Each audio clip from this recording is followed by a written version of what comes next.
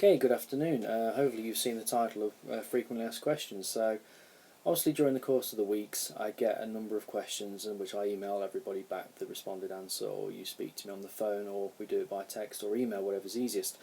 But what I thought I would do is to add a Frequently Asked Question video, not necessarily every week, maybe every 2 weeks, but there's some common themes that are occurring, and I thought it'd just be easier to put something together for you just to clarify anything you are wondering about at the minute. So the first thing I seem to be getting is to do with completion of work per week. Okay, so you'll notice every single video that I've put out has week commencing 11th of May for argument's sake.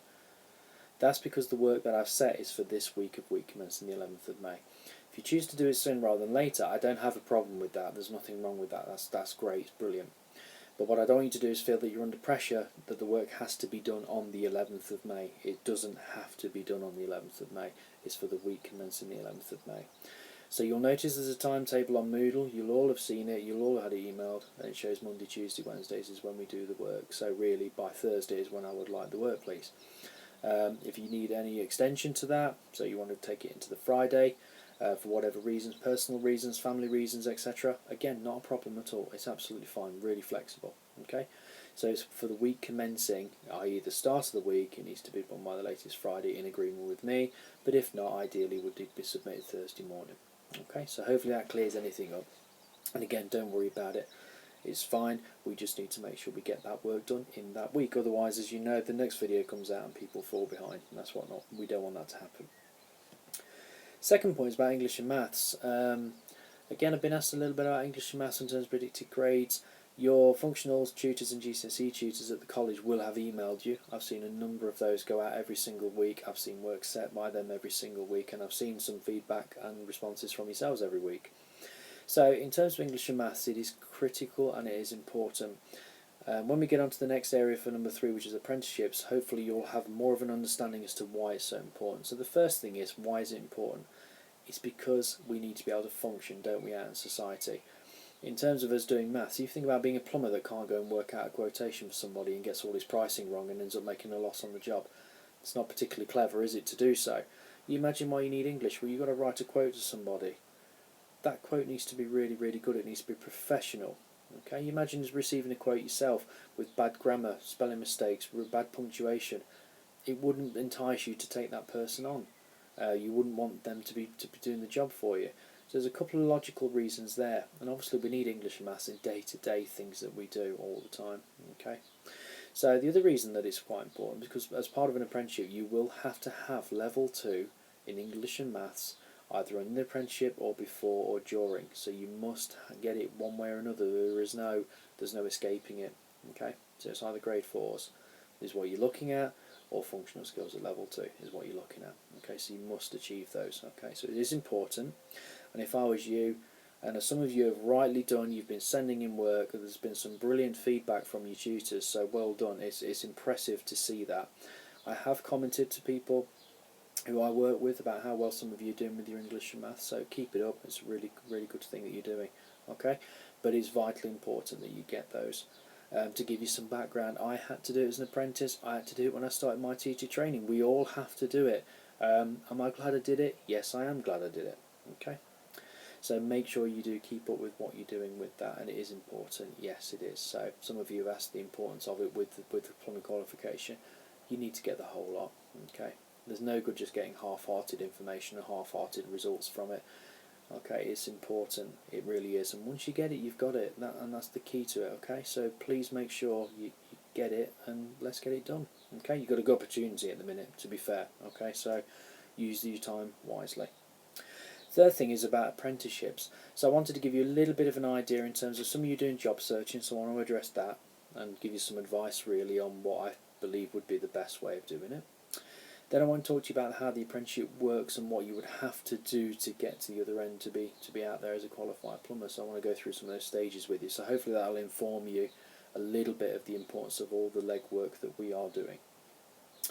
So in terms of we look at job searching, some of you have been saying you want apprenticeships, which is great. It's music to everybody's ears. So at the minute, you'll notice it's very difficult. Obviously our industry has stopped. It might have restarted a little bit today in construction in different sites, but it's there to be seen as to whether that has or not. But in terms of general plumbers, there are plumbers that are out there still working. They obviously are going to use their social distancing, etc., to do the work. I would imagine for us that would be quite challenging. So it'd be interesting to see how they get on. I do know some of the guys who still work in the industry. A lot of them are working in empty houses where people aren't living and they're having them renovated. So for them, they're able to continue to work. I haven't spoken to anybody who's dealing with customers directly in the customer's house while they're living there. So that'll be interesting. But in terms of your job searching, you've got to think locally. So if you've got transport in terms of you can drive, then your horizons have been broadened slightly, haven't they, because you can get from A to B. But if you're not, and you can only get by bus, or it's got to be in sort of biking distance or walking distance, then you're narrowing your area down, which is not a problem, but you need to be quite specific and be quite open with your areas you're looking at. So don't try and go for anything that's miles away, knowing that you just can't get there, because it makes no sense. It might sound obvious, but some people do, and I have seen it in the past, and it doesn't work out very well. So pick somewhere that's local. See, we've got a lot of big employers around here, so have a look through. Use something called the Institute of Plumbing and Heating Engineers website. That's a good starting point. So if you have a look on there, there's loads of registered plumbers. It will show you who they are in your area. You know they've been vetted and checked in terms of IPHE. It's well worth having a look there. There's a good starting point. Other ways to think about it is once you've located a selection of people, so don't just send it to one, send it to 5 or 6, because you need to be able to monitor the response of 5 and 6. If you send it to like 20, 30, 40, it would be very difficult to try and monitor the 20, 30, 40, but also it would be very difficult to chase them back up if you've not had a response. Otherwise you're overloading yourself with extra work all the time to do. So just start off with 3 or 4, and that's where I would go with it, and just make it nice and easy in terms of picking those people out. In terms of how you're going to do this, right, so lots of people have created CVs. I've seen them done at college. I've seen a number of CVs. I used to have CVs sent to me as well. The problem with CVs are, one, it's taking time to sit and read it. Now that's not saying somebody who's going to be reading it at the end of it can't be bothered to read it. It's about literally having the time to sit and go through that with a bit of fine tooth comb and detail. If I read a CV, what I would therefore do, having read the CV, is make a number of questions about your CV to ask you. So if I see gaps in employment, or I see that you started a course and you never finished it, I see that your grades weren't what they were predicted to be, etc., or your attendance isn't above where the college wanted to be at 92%, I'd be asking you a series of questions as to why that is. So you've got to think about, in terms of your CV, what's on there. You've got to be able to answer your own questions. So really what I would do with your CV is pick holes in it and write a list of questions that you'd be expected to answer, so you are fully prepared with what it is. It's a bit like interview technique, this is.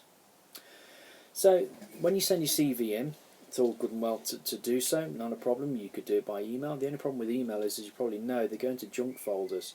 I have some emails of things that I do, and some of them end up in a junk folder when there's no apparent reason that it's gone in there, but that's where it is, so you have to go looking. So unless you know something's coming, you wouldn't go in your junk email folder, would you? Unless you're bored and that's what you want to do. But usually you wouldn't go in there to look for something particular unless you knew it was coming. So if they don't know you're applying for something or you're interested in something, they're not gonna look, are they, basically? The other thing about it is, again, they probably will receive numerous amount of CVs, and there's got to be somebody there that's got to sift through them. Now, if they're a one-man band in terms of being a sole trader, they won't have a lot of time to do that, and that's not being horrible or derogative. They just won't, because they'll be chasing work and chasing quotes, and that's where their interest lies. So you've got to be realistic with it. The best way to do this, in a personal opinion, and this is how I did it many years ago. A lot of you know I work quite locally, and the way that I sourced my apprenticeship many years ago was by picking up the phone. And if you pick up the phone, yes, it can be daunting, because you're basically talking to somebody you'd have no idea who they are at the end of the phone. You're wanting some form of employment, but you don't want to sound too pushy, but you also want to kind of get an answer out of them in one way or another as well. So you've got to sort of pitch it correctly in the best way that you can. Picking the phone up and having the conversation is the best way to do it. And again, and the worst thing, what's the worst that's going to happen? They're going to say, sorry, I'm not going to work on it, or sorry, I'm not going to take anybody on. That's the worst that's going to happen, isn't it? So pick the phone up is my suggestion. There'll be a lot of people at the minute that can't work for whatever reason, and this is the time when they'll probably have the time to answer the phone. So maybe now is the time to do that phone call. that phone call you've probably been saying, I'll do that next week, I'll do that next week, I'll do that next week. Well, now's the time to do it. So you pick up the phone, okay, and explain to them what you're doing at college. Explain that you're doing a level 2 plumbing course. Explain what we've done so far. Explain some of the skills that you've done. Explain what exams you've done. You've got to sell yourself a little bit, okay?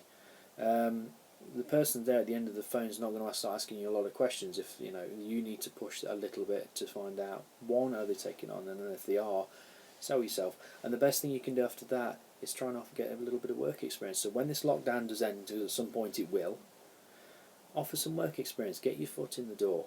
Okay, they might not offer you a job straight away, but by showing some willingness to go and do something for free, and it can only be a day a week, it doesn't have to be every day and every night, it will show willingness that you are really interested, because you are going off your own accord to actually get some work, and that might just be the tipping point for them to take you on. Okay, so hopefully that makes some sense to you, and hopefully you can take that on board. The other bit about apprenticeships is how they work. So in terms of getting an apprenticeship, if you are successful to be offered, now again you've got a choice of colleges. I would stay at Stevenson's, not being biased, but we know what we're doing over there. It's all planned, it's all set out well. So what I would do is stay at the college that you're at, because you know where we are and what we do. And then you'll have to take something called an English and Maths test. So you need to be working at level 2. So do you see the importance now? So for example, if you weren't working at level 2, the chances are you wouldn't be accepted onto an apprenticeship. So you can see the big change in terms of what's happening with Maths and English. This has been around for years, this is nothing new. That's why we push for everyone to get these level 2s in Maths and English as much as we can, or your grade 4s, because it is vitally important. So you need to be working at level 2 and pass the BPEC test that you've already done. Okay. Then once you've done that, you've got a 4-year apprenticeship complete. So it goes in stages, years 1 to 4 obviously. So year 1, you'll work your way through all the different tasks that you've got to do. You'll take some exams at the end of the year. This is the difference. They're not modular like what we've done. They're at the end of the year, and then you have some set practical tasks to do at the end of the year as well, and they are all graded. So obviously if you pass those, you move into year 2. If you fail something, or a number of them, then obviously you'll have to resit them, but there's a time period and a delay of when you can do that, and that's stipulated to us. If you completed your level 2 with me, the beauty of it is you can miss year 1 and move straight into year 2. So the importance again of getting what you're doing with me done, as you can see, you're taking a year off an apprenticeship, so it's well worth doing, isn't it, to get that completed and get that done out of the way. Year 2 follows a similar suit, but it obviously gets a little bit harder from there. So again, there's exams at the end, there's some practical, and make sure you get those done as well. And it follows the same suit until you get to year 4 really. Year 4 is where you take your option. And your option might be gas, it might be renewable energy, etc. But let's say it's gas for argument's sake, so it's the most popular one. And that's when it gets particularly hard, because you're doing your gas qualifications at that point. So there is something called an EPA at the end of each year, an endpoint assessment. Obviously year 4 is the biggest one you're going to be faced with. So they have an EPA at the end of each one, and then at the end of year 4 there's a professional discussion to do. So somebody from our awarding body you'll have to talk to, and again they're going to be asking you questions in terms of, does this person know what they're doing, because at that point they're getting to the point where this person's going to be qualified as a plumber. Do they understand and know what they should be doing, and have they demonstrated it to us? And there's obviously some exams to do as well. So it's quite a strenuous 4-year programme. If for any reason you lose employment or change employment, so if you lose employment and you've been on the apprenticeship, it will freeze in time, but until you find another employer you can't really continue to push on too much. There's a period of time which we allow you, but again, you want to really keep your job as best as you can, or if you know you're going to be made redundant, then it's probably a good thought to move elsewhere. Okay, so you do need to keep on with that. So you have got the 4 years there all to get through, so it's quite a lengthy period of time. Okay, and that's the way our industries move. So across the whole country, doesn't matter what college you go to, it'll be exactly the same. Okay, so that hopefully gives you a little bit in terms of apprenticeships and what the expectations are surrounding them. Okay, the next one is next steps then. So progress coaches will have contacted you, or contacted you via email or text, or given you a phone call if they want to know what your next steps are. So it's important that you tell us, and I'll explain why it's important we tell you.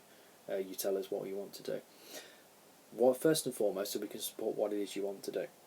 So if you are looking for that apprenticeship, then we can make make in touch with the apprenticeship team. We can get you in to do your testing to see where you are. So you'll be tested English and Maths, won't you, and BPEC, as we've already said. So that's something you'll have to prepare yourself for. But also, for example, if plumbing isn't for you, and it's not going to be for everybody on every single plumbing course, that's guaranteed. But we'll obviously need to find out, well, what would you like to do, and guide you most appropriately as well. So so we're able to offer you different things. We're able to give you some advice and guidance. The progress coaches are very, very good at it, so please use them, and please let them know what you plan to do. And what I would suggest is, as some advice, don't just stick with something singular like I want an apprenticeship. Wanting one and getting one, two different things. So please come up with a plan A, B and C. Give yourself 3 options, okay? Because you might not get the first thing that you want, so you need to have a plan B and C. And again, if you're not careful and you don't have those plans, you'll be sort of struggling around September time to find something you want, and the last thing you want to do is end up doing something you don't want to do, okay? Just for the sake of having to do something. So take some time to consider it. Now's the time to talk to your parents and have that conversation, so you can map out what you would like to do and how you're going to get there. Okay, so again, my advice is give yourself 3 options. Okay, and then obviously the final bit really is to do with our formative assessments. I've had a few questions about the formative assessment in terms of Socrative. Hope you've enjoyed it as a first port of call. I try and make them as tricky as I can, so you've probably seen the theme where you take the first test, you think that's not too bad, and then you take the second one, you think, crikey, this is a little bit harder. So you can see the logic in what we're doing. The formative assessment, all it is what we do in class, but we're just doing it online. There has been no difference really to what we do. And it's for me to see how well you have done in terms of content that I've put out and produced for you, and how well you've done your research and how good your document is, and it gives us a score. So it gives me an indication of how well you've done in that unit. Again, keep with it, because as we said last time, it's unclear what's going to happen. We could be asked to take exams. It wouldn't be out of the expected to do so. So we do need to be in that strong position to do so, and that's why these formative assessments are so good. But what I need you to do is to give it your best shot. I've seen some low scores, and I do think that's just purely down to you not understanding how to use the Socrative that well and having a go and thinking it was a trial run, etc. Once you go on its live, that's it. If you've had multiple goes, again, I don't have a problem with that. I think that's really good. And I've seen some really positive responses from people having more than one go and the score going up and up and up. And I get that, because you're repeating the same questions and you're getting the answers. I get it. But it will help for your revision as well. So it would be worth making a note of those, maybe the ones that you do struggle with. Okay. And again, remember, it's open book, so you can use your document. Okay, so hopefully that's been okay for you. Hopefully I've answered a number of questions you have or had, one or the other. Again, if you've got anything different and something else you want to ask, by all means, please ask me. If I don't know the answer, I don't know the answer. So if you're going to ask me what's going to happen in a month's time and are we going to be back at college and taking exams, the answer is I don't know. But what I would say is, with worst case scenario we need to be in that position where we're able and competent and ready to do so. So you understand why we're doing what we are doing. Okay. But yeah, certain questions I can't answer. But everything I will try and answer as best and honestly as I can. Okay. So anything else, just drop me a text, drop me an email, give me a phone call. Not a problem. Okay. And if you found this video useful, can you just let me know if it does? Okay. So see you soon. Cheers.